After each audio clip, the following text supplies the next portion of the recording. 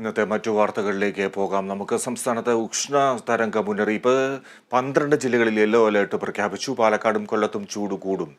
വിവരങ്ങൾ സൂര്യഗായത്രി നൽകും. കേരളത്തിൽ അങ്ങിങ്ങ് ചിലയിടങ്ങളിൽ മഴ പെയ്യുന്നുണ്ട്, പക്ഷേ ചൂട് കൂടും എന്നുള്ള റിപ്പോർട്ടാണ് വരുന്നത്. 12 ജില്ലകളിൽ യെല്ലോ അലേർട്ട് പ്രഖ്യാപിക്കുമ്പോൾ എന്താണ് നിലനിൽക്കുന്ന സാഹചര്യം?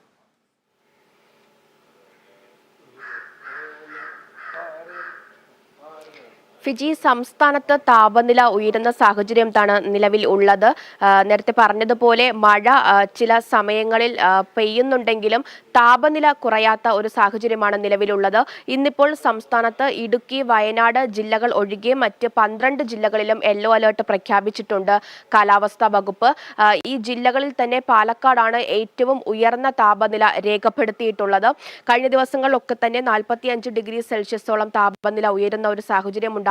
ഇന്നിപ്പോൾ പാലക്കാട് ജില്ലയിൽ രേഖപ്പെടുത്തിയിട്ടുള്ളത് 41 ഡിഗ്രി സെൽഷ്യസ് ആണ്. അതുപോലെ തന്നെ കൊല്ലം ജില്ലയിലും ഇന്ന് 40 ഡിഗ്രി സെൽഷ്യസോളം ഉയർന്ന താപനില രേഖപ്പെടുത്താൻ സാധ്യതയുണ്ടെന്നാണ് കാലാവസ്ഥാ നിരീക്ഷണ കേന്ദ്രം അറിയിച്ചിട്ടുള്ളത്. ഈ ദിവസങ്ങളിൽ വലിയ രീതിയിൽ ചൂട് ഉയർന്ന സാഹചര്യമാണ് ഉള്ളത്.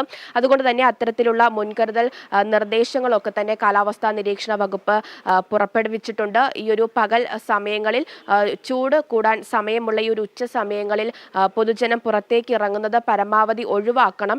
ഇറങ്ങുന്നു എങ്കിൽ തന്നെ കുട ഉൾപ്പെടെയുള്ള കാര്യങ്ങൾ കരുതിക്കൊണ്ട് വേണം പുറത്തേക്ക് ഇറങ്ങാനെന്നുൾപ്പെടെയുള്ള ജാഗ്രതാ നിർദ്ദേശങ്ങൾ പുറപ്പെടുവിച്ചിട്ടുണ്ട്.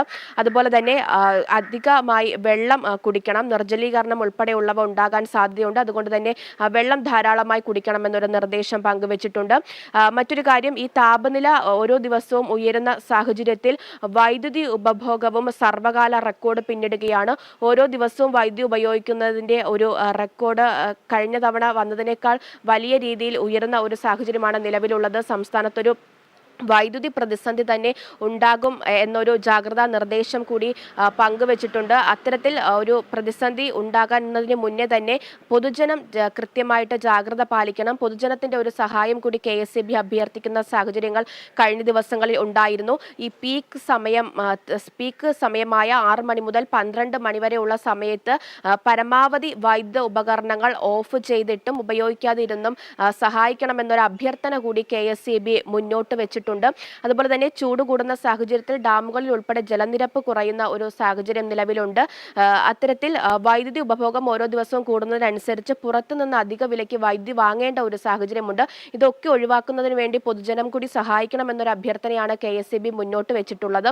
അതുപോലെ തന്നെ ഈ രാത്രി സമയങ്ങളിലാണ് വൈദ്യുത വാഹനങ്ങൾ പലരും ചാർജ് ചെയ്യാൻ ഉപയോഗിക്കുന്നത്. ഇത് പകൽ സമയത്തേക്ക് മാറ്റണമെന്ന് ഉൾപ്പെടെയുള്ള ഒരുപിടി നിർദ്ദേശങ്ങളാണ് KSEB മുന്നോട്ട് വെച്ചിട്ടുള്ളത്. ചൂടുമായി ബന്ധപ്പെട്ടും ഇത്തരത്തിൽ നിരവധി നിർദ്ദേശങ്ങളും മുൻകരുതൽ കാര്യങ്ങളൊക്കെ തന്നെ കാലാവസ്ഥാ വകുപ്പും മുന്നോട്ട് വെച്ചിട്ടുണ്ട്. എന്തായാലും ഈ ഒരു ഏപ്രിൽ പകുതി വരെ ഇത്തരത്തിൽ ചൂട് ഉയർന്നു തന്നെ നിൽക്കും. താപനില ഉയരാനുള്ള സാധ്യത തന്നെയാണ് ഉള്ളതെന്നാണ് കാലാവസ്ഥാ നിരീക്ഷണ കേന്ദ്രം അറിയിച്ചിട്ടുള്ളത്. ഈ താപനിലയും വൈദ്യുതി ഉപഭോഗവും ഒരുപോലെ ഉയർന്ന തോതിൽ കൂടുന്നതിനനുസരിച്ച് അത്തരത്തിൽ ഉള്ള എല്ലാ ജാഗ്രതാ നിർദ്ദേശങ്ങളും എല്ലാ മുൻകരുതൽ നിർദ്ദേശങ്ങളും പൊതുജനം പാലിക്കേണ്ടതുണ്ട്. ഫിജി.